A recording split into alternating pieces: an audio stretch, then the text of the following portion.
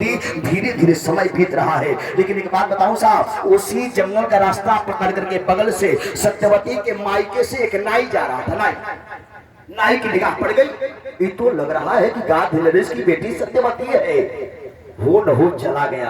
आज जब गया है वह नाई, जब नाई को देखी है सत्यवती, कौन बहन बेटी अपने मायके के लोगों को नहीं पहचान जाएगी? पहचान गई, ये तो मेरे मायके का नाई भाई है। आज सत्यवती आगे से तल ढक रही है। आज नाई देख रहा है, सत्यवती सोच रही है मैं ऐसी बदनसीब हूं कि अपने भाई को एक लोटा पानी भी नहीं पिला सकती। लेकिन निवेदन करूं साहब, 6 लोग बदनसीब होते हैं। 6 लोग कौन कौन?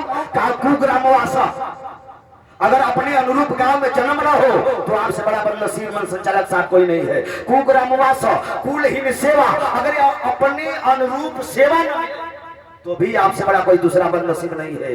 कुभोजनम, अगर अपने अनुरूप भोजन न मिले बाबा तो भी आपसे बड़ा कोई दूसरा बदनसीब नहीं है। और क्रोध मुखी जम्हारिया, जिसकी बीवी क्रोधी प्रवृत्ति हो, उससे भी बड़ा दुनिया में कोई बदनसीब नहीं है। और पुत्र से मूर्खा, जिसका बेटा मूर्ख पैदा हो, उससे भी बड़ा दुनिया में कोई बदनसीब नहीं है। छठवां है विधवा च कन्या बिना यज्ञ में दे प्रहंतकाय, जिसकी बेटी विधवा बनकर के मायके में जीवन काट रही है, उससे भी दुनिया में कोई दूसरा बदनसीब नहीं है। उसी को चाणक्य ने कहा है the 6 essential elements of the बदनसीबी, जिनके वहां 6 चीज है, उससे बड़ा दुनिया में कोई दूसरा बदनसीब नहीं है। सत्यवती ने कहा मुझसे बड़ा दुनिया में कोई बदनसीब हो ही नहीं सकता। आज मेरा विधाता गजब की परीक्षा ले रहा है। सत्यवती रो रही है। नाई ने पूछा, सत्यवती बता रही है भैया क्या करूं, यही मेरा जीवन है, चल रहा है। और नाई से सत्यवती पूछ रही भैया आप बताओ आप कहां से रहे हो, जा कहां को रहे हो? नाई ने कहा तुम्हारी छोटी बहन का विवाह है, उसी का निमंत्रण लेकर के जा रहा हूं। इतनी बहन बेटियां बैठी है, ससुराल में हो, और मायके से अगर कोई पत्र आवे, निमंत्रण आवे, और उस बहन बेटी को न बुलाया जाए, आप सोचो सोचो जरा।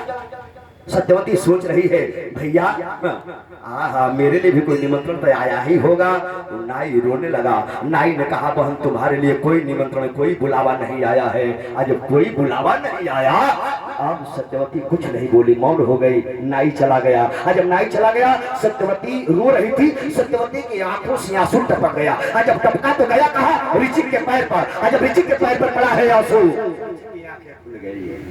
आज जब आंखें खुली, ऋचिक हंसने लगे। ऋचिक ने कहा सत्यवती मैंने तो तुमको पहले ही कह दिया था तुम मेरे वहां रह नहीं पाओगी, मेरे वहां जी नहीं पाओगी।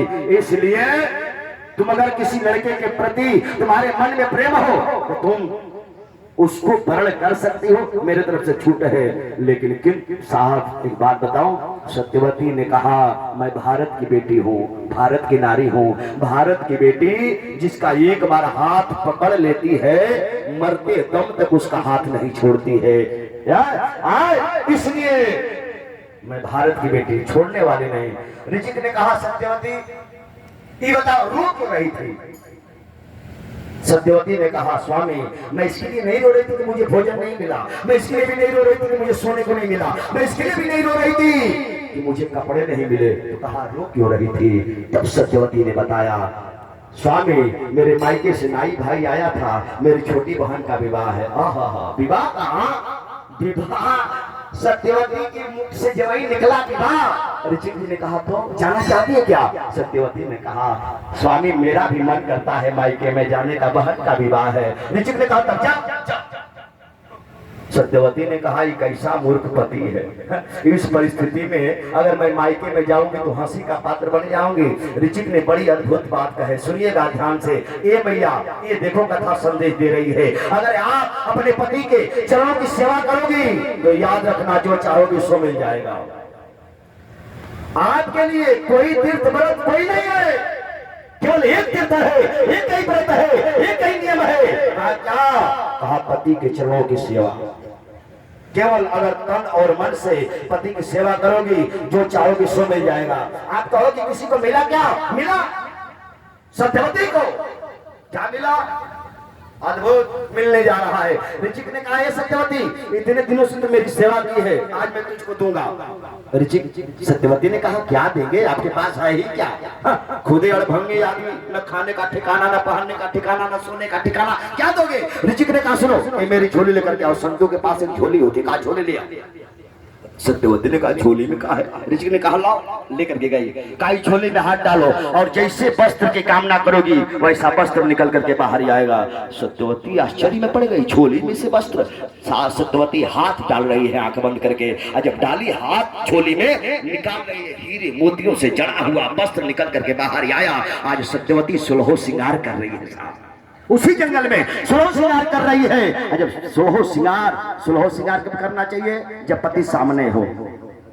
किसी पत्नी का पति अगर घर के सामने हो, कोई भी सुहागन नारी सुलहो श्रृंगार कर सकती है। आधा श्रृंगार कब करना चाहिए? आधा श्रृंगार पति घर पर नहीं, कहीं दूर परदेश हो, आधा श्रृंगार करके रहना चाहिए। एकदम श्रृंगार वर्जित तो आप सब लोग जानते होंगे। निवेदन करूं, आज इसमें सत्यवती सुलहो श्रृंगार की। जब श्रृंगार कर ली, ऋचिक ने कहा, अब जाओ। सत्यवती ने कहा, तो और गड़बड़ हो गया। इतना बढ़िया कपड़ा पहन करके, इतना बढ़िया मेकअप करके, इतना बढ़िया श्रृंगार करके अगर पैदल जाऊंगी तो मेरे पिता राजा, और कोई हाथी पर, कोई रथ पर, कोई घोड़ा पर चढ़ करके आएगा, मैं पैदल जाऊं। ऋचिक ने कहा, सत्यवती एक काम करो, इतने दिनों तक सेवा की है, उसी झोले में हाथ डालो, जैसे रथ की कामना करोगी वैसा रथ निकल करके बाहर ही आएगा। सत्यवती उसी झोले में हाथ डाली, चमचमाता हुआ रथ निकल करके बाहर ही आया और रथ पर बैठी है। ऋचिक ने कहा, जाओ। सत्यवती जब ही रथ पर चढ़ करके आगे बढ़ी है, तब तक ऋचिक ने डांट दिया, सत्यवती रुक जाओ। सत्यवती ठहर गई, क्या हो गया? ऋचिक ने कहा, सत्यवती तुम सती की बात दोहराने जा रही हो। सती की बात? कहा कौन सी बात? भगवान भोले बाबा ने मना किया था सती को सती। कहा क्या? कहा कि बिनु नेवते नहीं, निमंत्रण नहीं आया था, लेकिन फिर भी सती मानी नहीं माने माई। अपने मन में चली गई, कहीं हम तो जाई। कहा माई का है, माई है, वाह, बिना बुलाए कभी नहीं जाना चाहिए। आज ऋचिक जी जाट रहे, सत्यवती को सती की बात दोहराने जा रही हो। कल की बिनु नेवते नहीं, अरे जाओ भवानी रही नसीला, अब स्नेह नकानी रही नसीला। बिना निमंत्रण का जाओगी, मर्यादा नहीं मानी गई, आग लगा के जल करके मर गई। बाबा विश्वनाथ नहीं बचा पाए। आज निवेदन करो, उस समय ऋचिक ने कहा जाओ, लेकिन ये झोली साथ में लेकर के जाओ, झोली तुमको हर संकट से बचाएगी। सत्यवती झोली ली और लेकर के चली गई। जब वही मायके में गई है, रथ पर से उतरना चाह रही है, सत्यवती की माँ की निगाह पड़ गई। माँ ने कहा, देखा तो वहाँ कहा, ये तो इसका विवाह एक भंगे के साथ में हुआ था, इतना बढ़िया रथ, इतना बढ़िया अद्भुत वस्त्र पहन करके, ये कहाँ से आ गया?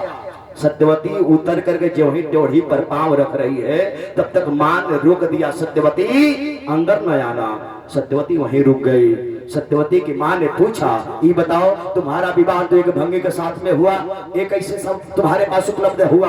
तब सत्यवती ने कहा, ए मती, मेरे पति के तपस्या का फल है और मैंने पति के चरणों की सेवा किया, इसलिए मुझे मिला है। अच्छा, ये तेरा पति दिया है? कहा। सत्यवती की मां ने कहा, तो जब ये सब कुछ तेरा पति दिया है तो जो गले में पहनी हो ये अपनी छोटी बहन को दे दे। वहीं से सत्यवती समझ गई। सत्यवती ने झोले में हाथ डाला, चमचमाता हुआ मंगलसूत्र निकाल करके फेंक रही है।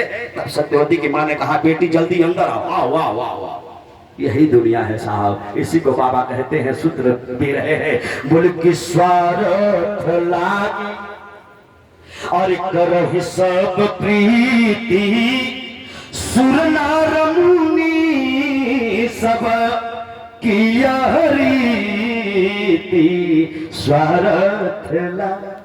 कहा यही है साहब। सत्यवती गई, विवाह हुआ, बहन के विवाह में सम्मिलित हुई। कथा बड़ी लंबी, इसलिए कथा को समेट रहा हूँ, निवेदन करना चाह रहा हूँ, बस कम समय 5 मिनट। आज सत्यवती जो है फिर वहां से जब चलने की तैयारी की है माँ के वहां से, माँ ने कहा, बेटी मैं तुमसे कुछ मांगना चाहती हूँ। सत्यवती ने कहा, हमसे? कहा हाँ। और बोलते ही बोलते सत्यवती का पैर पकड़ ली, सत्यवती का पैर पकड़ ली सत्यवती की माँ ने। आज सत्यवती ने कहा, माँ मुझे तूने 9 महीने तक गर्भ में पाला है, फिर जन्म दिया और पोस करके इतना बड़ा किया पाल करके, और मेरा पैर पकड़ रही है, क्या मुझे नरक में डालेगी?